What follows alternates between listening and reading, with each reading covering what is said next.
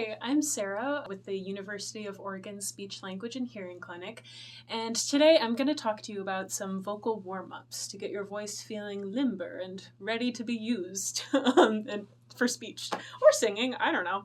One vocal warm-up that is useful for getting the voice nice and limber and stretches the vocal folds are glides. Some people might refer to them as sirens also as well, because you sound like a little ambulance or fire truck siren.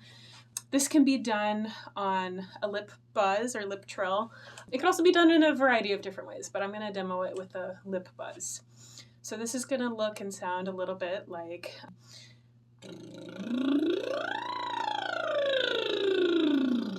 You can go from low to high and then high back down to low. You could do it on a lip buzz, or if you can roll your R's or do a little tongue trill like a rrr, you can do it that way. I know some individuals also like to do it on a fricative consonant, so like a V sound, a V, is also useful for warming up that voice with that kind of exercise.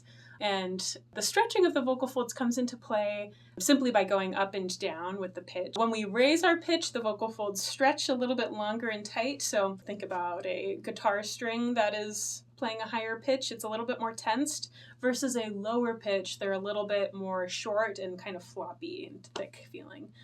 That's just one exercise for warming up the voice. Another very useful warm-up is singing through a straw. Now this is like a standard drinking straw, I would say, like that you would get at any restaurant. I mean, this is from my water bottle, but it's like standard straw sized. A more useful straw for getting warmed up would be like a coffee stirrer type straw that's a little bit more narrow. But just singing through this, you could do a siren through this as well, or just kind of play around with the voice. So this might sound like...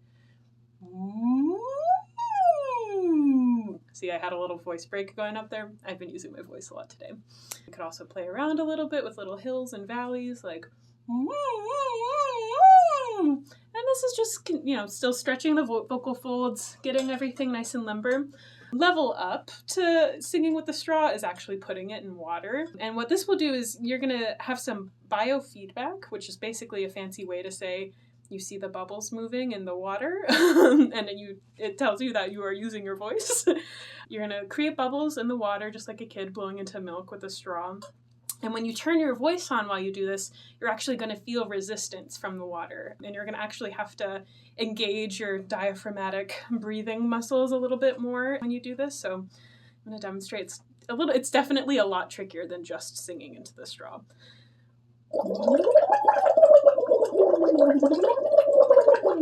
And this kind of forces me to turn on my breathing muscles a little bit better. So I didn't have a voice break in that one. I'm going to also demonstrate further exercises to feel resonance. So for feeling resonance, there are two exercises that I described in another video about resonance for feeling a more forward resonance in the voice. One of the strategies, techniques that I talked about was singing through a nasal consonant or humming. So singing on an M sound or an N sound. Another kind of fun, weird one is singing on an NG sound. So like the sound that we make when we say the word running, that final ng sound is another way to feel that forward kind of nasal placement. So singing on a or a is going to cause the airflow to come more through the nasal cavity and have more of that forward placement. Vowel sounds are another way to feel forward resonance in the voice. And in my video about resonance, I just described how E, which is a more forwardly placed vowel in the mouth, compared to ah, which is farther back. If you just try it out yourself, if you sing E and you dip it back to an ah, you could feel that difference in that resonant placement. So I'm going to demonstrate.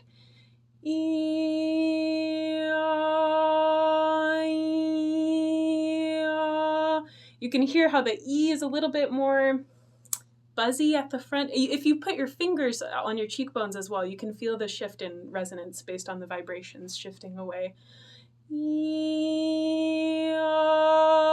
The ah feels like it's coming a little bit more from my chest than from my cheekbones up here. But those are just some vocal warm-ups and some ways to feel more of that forward resonance while you are warming up and singing and God, this this isn't about singing. While you're warming up to use your voice in any capacity, it's useful to get that vocal dexterity, so to speak. This is gonna be such a fun Thank you. video. I don't know.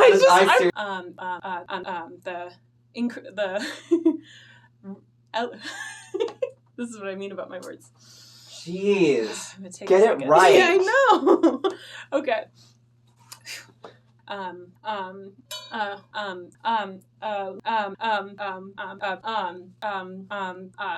gonna stop saying. Are you though? No. Are you, Sarah? Jeez. No. I I know. I'm the king of For feeling resonance, No.